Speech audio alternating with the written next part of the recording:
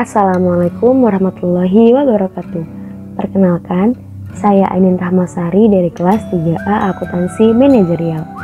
Di video kali ini, saya akan mereview bab 5 yaitu kertas kerja audit. Yuk kita simak materinya. Yang pertama adalah kertas kerja, yaitu merupakan semua berkas atau dokumentasi prosedur audit dan temuan pemeriksaan yang berasal dari pihak klien, alasan yang dibuat auditor, kemudian yang ketiga adalah pihak ketiga. Tujuan pembuatan kertas kerja yang pertama adalah memberikan dukungan yang prinsipil atas laporan audit dengan menggunakan opini.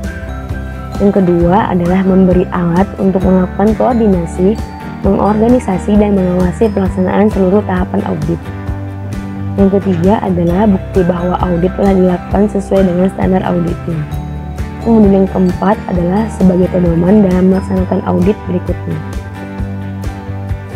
Berkas-berkas tersebut berasal dari yang pertama adalah berkas klien, seperti neraca saldo, rekonsiliasi bank, analisa umur piutang, dan rincian persediaan.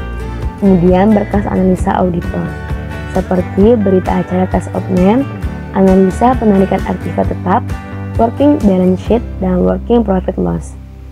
Selanjutnya dari berkas pihak ketiga, seperti piutang, utang, bank, dan penasehat hukum perusahaan.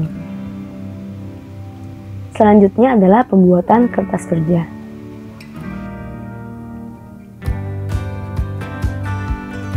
Tujuan dari pembuatan kertas kerja itu sendiri yang pertama adalah mendukung pendapat auditor atas laporan keuangan auditan.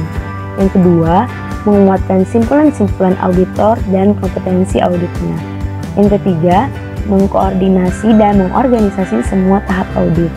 Dan yang terakhir adalah memberikan pedoman audit dalam tahap berikutnya. Dalam pembuatan kertas kerja ini sendiri diperlukan 4 teknik dasar. Yang pertama adalah pembuatan heading, nomor indeks, tick marks, dan pencantuman tanda tangan. Dalam pembuatan kertas kerja terdapat isi kertas kerja, yang mana merupakan bukti telah dilaksanakannya standar auditing dan program audit yang telah ditetapkan, kuantitas, dan tipe. Dan isi kertas kerja audit dapat bervariasi tergantung kondisi yang dihadapi oleh auditor. Seperti berisi dokumentasi telah dilaksanakannya standar pekerjaan lapangan pertama, kedua, dan ketiga.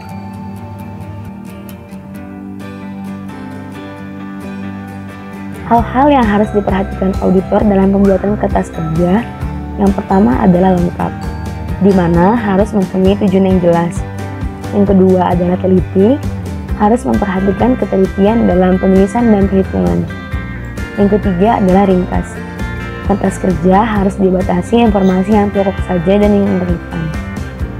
Yang keempat adalah jelas, yaitu menghindari penggunaan istilah yang menimbulkan arti ganda. Dan yang terakhir adalah rapi.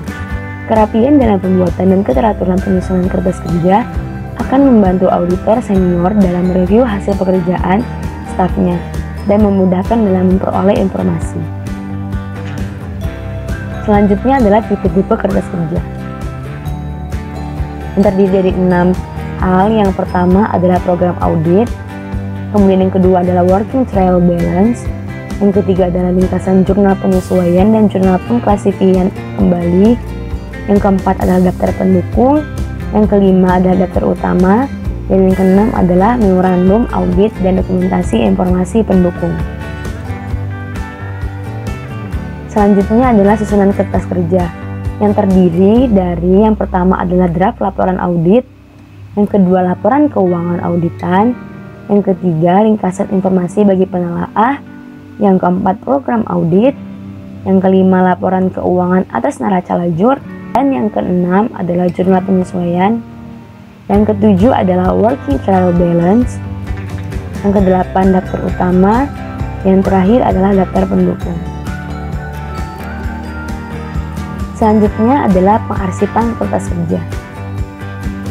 Yang pertama terdiri dari arsip kini, yaitu merupakan berisi kertas kerja yang informasinya hanya mempunyai manfaat untuk tahun yang diaudit saja. Yang kedua adalah arsip permanen, yaitu arsip untuk data yang secara relatif dan tidak mengalami perubahan. Itu tadi review dari saya mengenai bab 5, yaitu kertas kerja audit. Semoga kita semua dapat memahami tentang kertas kerja audit. Sekian dari saya, kurang lebihnya mohon maaf.